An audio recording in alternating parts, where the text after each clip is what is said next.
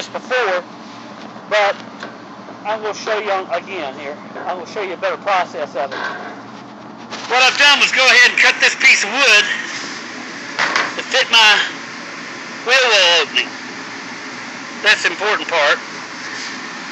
And I've already got my patch broke the way it needs to be.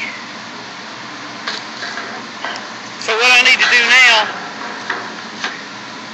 is I need to cut this off. That's what I'm going to bend and make the inside flap like on the wheel well. So I'll sandwich it, after I get this cut out, I'll sandwich this together with that other piece of wood, and then we'll hammer it back, and I'll show you how I did that. Okay, I got it sandwiched in here on my line. And now all I gotta do is just beat it over. See? See if I can get a better shot. Take my hammer.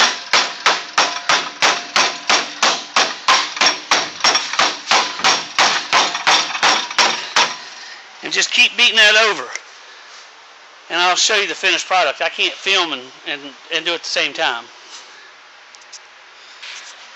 Okay, here it is. The part hammered over. This part don't matter too much because that's a little higher than what I need. Right here. So now we're ready to put the little bead in it. Okay, I've got my piece sandwiched again.